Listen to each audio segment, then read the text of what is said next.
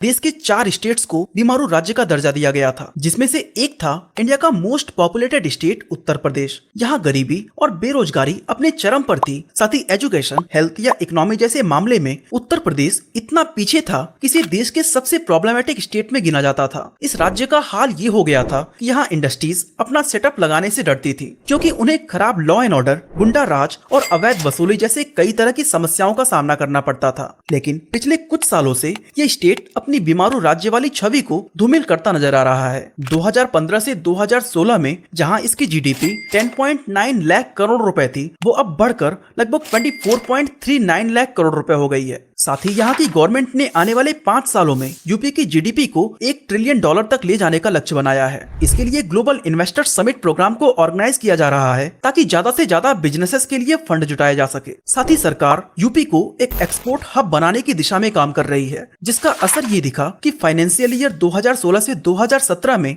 उत्तर प्रदेश जहां 84,000 करोड़ रुपए का एक्सपोर्ट कर रहा था, वहीं फाइनेंशियल ईयर 2022 से 2023 में ये बढ़कर 174,000 करोड़ रुपए हो गया। गवर्नमेंट का प्लान है कि हर एक जिले में एक एक्सपोर्ट हब हो, जिसके लिए लोकल क्राफ्ट्समैन और आर्टिसंस को ट्रेनिंग फैसिलिटी दी जाएगी। लेकिन सवाल ये है कि क्या गवर्नमेंट के इस कदम से अगले 5 साल में यूपी की जीडीपी क्या सच में $1 ट्रिलियन को टच कर पाएगी? और अभी यूपी के सामने ऐसे कौन कौन से चैलेंजेस हैं जो डेवलपमेंट स्पीड को स्लो कर सकते हैं? आइए डिटेल में जानने की कोशिश करते हैं। तो दोस्तों, वीडियो की गहराई में जाने से पहले सबसे पहले हम ये समझते हैं कि आखिर बीमारू राज्य का डेफिनेशन क्या है और देश के कुछ राज्यों को ये नाम आखिर क्यों दिया गया था। दरअसल 1985 के दौरान बढ़ती पॉपुलेशन इंडियन इकोनॉमी के लिए एक बहुत बड़ा खतरा बन गई थी, जिसके चलते उस समय के प्रधानमंत्री राजीव गांधी ने एक जाने माने इकोनॉमिस्ट आशीष बोस से कांटेक्ट किया और फैमिली वेलफेयर प्रोग्राम को रिस्ट्रक्चर करने में उनसे मदद मांगी। कुछ समय बाद इकोनॉमिस्ट आशीष बोस ने इस मसले पर अपनी रिपोर्ट तैयार की। तब उन्होंने एक नए शब्द का इस्तेमाल किया, जो था बीमारू राज्य।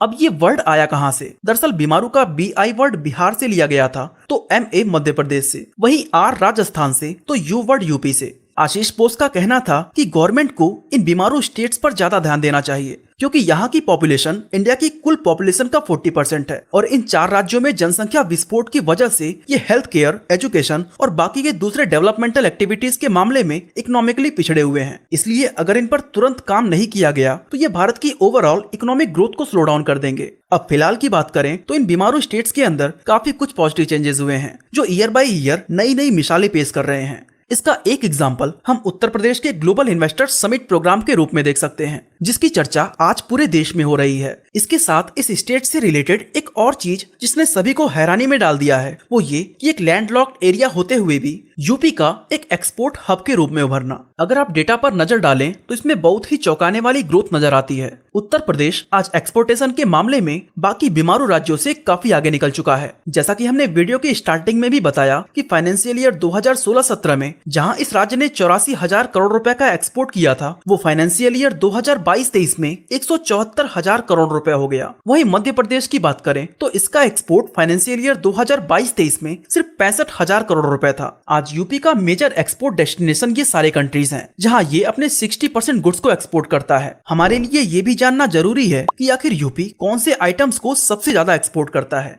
क्योंकि हो सकता है कि इसका जवाब आपको हैरान कर दे।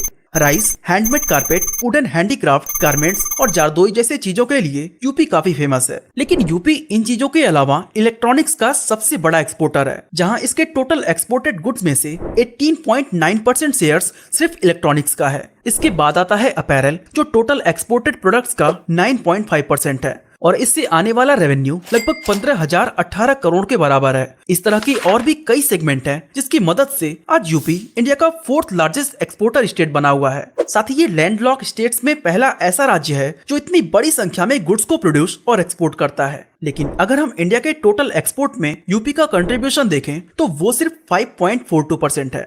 वहीं गुजरात पिछले कई सालों से इंडिया का लीडिंग एक्सपोर्टर बना हुआ है, जो देश के टोटल एक्सपोर्ट में 75% कंट्रीब्यूट करता है। इवन लास्ट फाइनेंशियल ईयर 2022-23 में भी इसने 12 लाख करोड़ रुपए का एक्सपोर्ट किया था। ऐसे में इस पोजीशन तक पहुंचने में यूपी को अभी काफी टाइम लग सकता है। गवर्नमेंट भी अब कई सारी पॉलिसीज बिल्ड कर रही है ताकि यूपी एक एक्सपोर्टिंग हब के रूप में जाना जाए। हाल ही में यूपी के कुछ शहरों को गवर्नमेंट ने centres of export excellence declare किया है। लेकिन इसका मतलब क्या है, आइए जानने की कोशिश करते हैं। Actually centres of export excellence उन सिटीज को कहा जाता है जिनके पास एक्सपोर्ट ग्रोथ का पोटेंशियल हो, साथ ही वहाँ पर मिनिमम 750 करोड़ रुपए के गुड्स प्रोड्यूस होते हो। इस तरह के सिटीज को अगर थोड़ा सा सपोर्ट मिल जाए तो ये एक बहुत बड़े मैन्युफैक्चरिंग हब के रूप में उभर सकते हैं। एंड इसीलिए गवर्नमेंट इन्हें कई तरह की बेनिफिट्स देती है, जिसमें एक्सपोर्ट प्रमोशन फंड भी शामिल है। आज पूरे देश के अंदर total 43 centres of export excellence मौजूद है, जिनमें से 12 सिर्फ उत्तर प्रदेश के अंदर आता है। और इन सिटीज में पहला है फिरोजाबाद, जो बेहतरीन ग्लास आइटम्स और चूड़ियों का एक बड़ा एक्सपोर्टर है। वहीं मुरादाबाद ब्रास वर्क के लिए एक वर्ल्ड फेमस जगह है। आगरा और कानपुर की बात करें तो यहाँ बनाए गए लेदर की एक अलग ही पहचान होती है। भदोही अपने बेहतरीन कारपेट के लिए जाना जाता है, तो वाराणसी अपनी हाई क्वालिटी हैंडलूम के लिए। लेकिन ये बात गवर्नमेंट भी समझती है कि केवल centre of export excellence declare करने से यूपी की जीडीपी ना ही ट्रिलियन डॉलर को टच करेगी और ना ही ये एक एक्सपोर्टिंग हब बन पाएगा। इसलिए गवर्नमेंट ने कई ऐसे सेक्टर्स पर फोकस किया जो यूपी को सच में एक एक्सपोर्टिंग हब बना सकता है, जिसमें पहला है न्यू पोर्ट कंस्ट्रक्शन। अब जैसा कि हम सबको पता है कि यूपी एक लैंडलॉक्ड स्टेट है, जिसके पास समुद्र का डायरेक्ट एक्सेस नहीं है। ऐसे में खुद को एक एक्सपोर्टिंग हब के रूप में एस्टैब्लिश करना इसके लिए सबसे बड़ी चुनौती है। लेकिन इस प्रॉब्लम को सॉल्व करने के लिए यहाँ की गवर्नमेंट ने ड्राई पोर्ट्स बनाने का फैसला किया है। एक्चुअली ड्राई पोर्ट्स ऐसे पोर्ट्स होते हैं जो सी पोर्ट से दूर वाले एरियाज में बिल्ड किए जाते हैं। इन्हें मल्टी मॉडल लॉजिस्टिक सेंटर के नाम से भी जाना जाता है। इन पोर्ट्स को रोडवेज और रेलवे के जरिए सी पोर्ट से कनेक्ट किया जाता है, ताकि हम कम समय में गुड्स को सी तक ले जाएं, जिससे इसे बाकी के देशों में एक्सपोर्ट किया जा सके।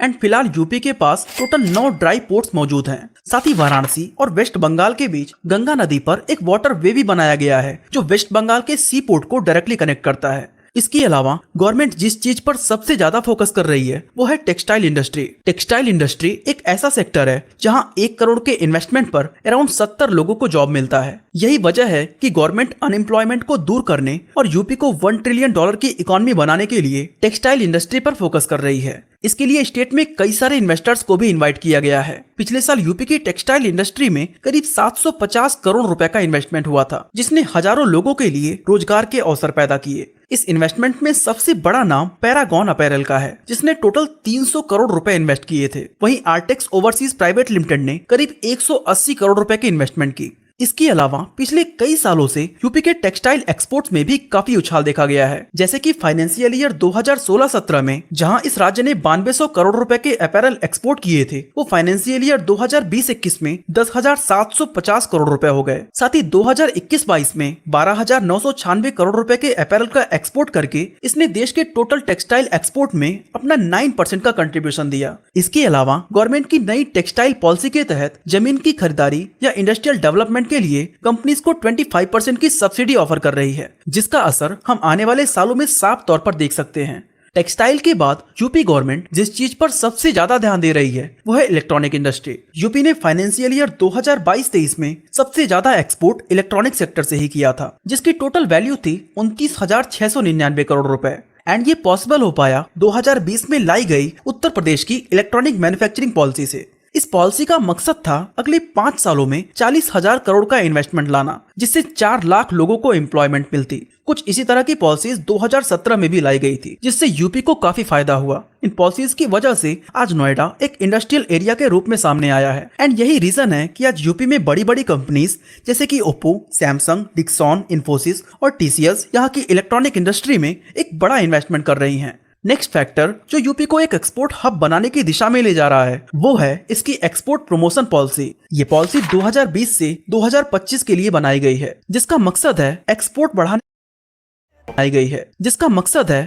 बढ़ाने के लिए बेहतरीन इंफ्रास्ट्रक्चर को डेवलप करना, एक्सपोर्ट कैपेसिटी को बढ़ाना और लोकल मैन्युफैक्चरिंग प्रोडक्ट्स के लिए ग्लोबल मार्केट को ढूंढना। इसके अलावा इनका काम उन बिजनेसेस को आइडेंटिफाई करके सपोर्ट करना है जो एक्सपोर्ट में अच्छा परफॉर्म नहीं कर पा रहे हैं। ये पॉलिसी कुछ ऐसे सेक्टर्स पर फोकस कर रही है जो यूपी की ग्रोथ को 2x स्पीड पर ले जा सकती है, जैसे कि agriculture, engineering goods, processed food, education, textile, handicraft, leather, carpet and IT sector. Next factor है बेटर लॉ एंड ऑर्डर। दोस्तों, लॉ एंड ऑर्डर यूपी को एक एक्सपोर्ट हब बनाने में बहुत ही मेजर रोल प्ले कर रहा है, क्योंकि अगर हम पास्ट रिकॉर्ड देखें तो गुंडा राज की वजह से ज्यादातर इंडस्ट्रीज यूपी का रुख करने से कतराती थी। उन्हें अवैध वसूली का सामना करना पड़ता था। फैक्ट्री के लिए खरीदे गए लैंड पर माफिया जबरदस्ती कब्जा कर लेते थे और कंपनीज को उन्हें प्रोटेक्शन फी के नाम पर हमेशा मोटी रकम चुकानी पड़ती थी। इन सब से छुटकारा पाने के लिए गवर्नमेंट ने माफिया टास्क फोर्स बनाने से लेकर पुलिस फोर्स को मजबूत करने तक का काम किया है। इसके अलावा यहाँ anti corruption squad, special task force और एंटी टेररिस्ट स्क्वाड भी बनाए गए हैं, जिनकी मदद से यूपी में 143 क्रिमिनल्स मारे गए और 23,300 क्रिमिनल्स को अरेस्ट कर लिया गया।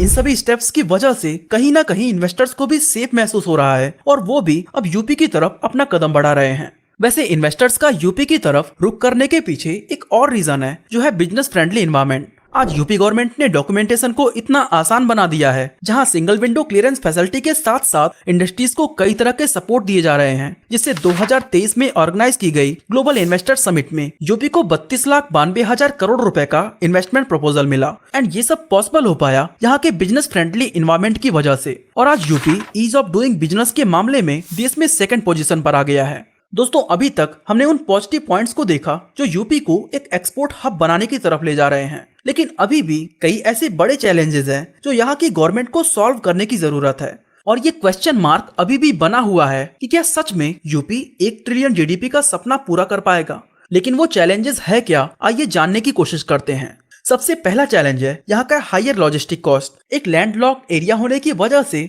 यूपी के पास ट्रांसपोर्ट के 2 मेजर साधन हैं, रोडवेज और रेलवे। अब अगर आप रेल के जरिए 1 टन गुड्स को ट्रांसपोर्ट करते हैं तो पर किलोमीटर आपको ₹1.35 का कॉस्ट आएगा। वही रोड ट्रांसपोर्टेशन से ये कॉस्ट बढ़कर ₹2.50 पर किलोमीटर हो जाता है। वाटरवेज की बात करें तो इसके जरिए ट्रांसपोर्टेशन पर लगने वाला कॉस्ट मात्र ₹1.10 है, यानी कि वाटरवेज ट्रांसपोर्टेशन का सबसे चीपेस्ट वे है। एंड अनफॉर्चुनेटली यूपी के पास कोई सी पोर्ट ना होने से इसका डायरेक्ट एक्सेस नहीं है। हालांकि गवर्नमेंट ने गंगा नदी को ट्रांसपोर्टेशन के लिए यूज करने की पहल की है, पर इससे फिलहाल कोई खास बेनिफिट नजर नहीं आ रहा। इसका पूरा फायदा उठाने के लिए गवर्नमेंट को उन शहरों में पोर्ट्स बनाने होंगे जहां से ये नदी गुजरती है। साथ ही उन पोर्ट्स को रेलवे और रोडवेज के साथ बेटर कनेक्टिविटी भी प्रोवाइड करनी होगी, ताकि कम खर्च में ट्रांसपोर्टेशन पॉसिबल हो पाए। अगला चैलेंज जो यूपी फेस कर सकता है वो है लैक ऑफ सफिशिएंट फंडिंग। भले ही यूपी को ग्लोबल इन्वेस्टर्स समिट में अच्छी खासी फंडिंग मिली है, लेकिन ये इसके सपने को पूरा करने के लिए सफिशिएंट अमाउंट नहीं है। इसके लिए गवर्नमेंट को और भी ज्यादा इन्वेस्टर्स स्टेट में इन्वाइट करने की जरूरत है। उन्हें कई तरह की रिबेट्स एंड सब्सिडी देकर गवर्नमेंट उन्हें इंडस्ट्री स्टैब्लिश करने में सपोर्ट कर सकती है। साथ ही अर्ली स्टेज बिजनेसेस को टैक्स में छूट देकर उनके ग्रोथ को बूस्ट करने में और भी मदद किया जा सकता है। इसके अलावा यूपी का तीसरा मेजर चैलेंज है शॉर्टेज ऑफ स्किल्ड प्रोफेशनल्स। दोस्तों, यूपी की टेक्सटाइल इंडस्ट्री से बहुत से अनस्किल्ड लेबर को जॉब मिलेगी, लेकिन बात करें इसके इलेक्ट्रॉनिक सेक्टर की तो इसे बूस्ट करने के लिए बड़ी संख्या में स्किल्ड प्रोफेशनल्स की जरूरत होगी, जिसके लिए स्किल लर्निंग प्रोग्राम की बहुत ही ज्यादा जरूरत है। तो इन चैलेंजेस को देखते हुए हम कह सकते हैं कि यूपी को अभी भी लंबा सफर तय करना है, लेकिन पिछले कुछ सालों से यूपी की हैरान करने वाली ग्रोथ इसके बीमारू राज्य वाले टैग को खत्म करती नजर आ रही है। वैसे आपको क्या लगता है, क्या यूपी सच में बदल रहा है या नहीं? अपना ओपिनियन हमें कमेंट करके जरूर बताएं। इसी तरह अगर आप जानना चाहते हैं कि भारत सरकार इतना एक्सप्रेस वे क्यों बना रही है तो आई बटन पे क्लिक करके वीडियो को देख सकते हैं। बाकी आज के लिए बस इतना ही।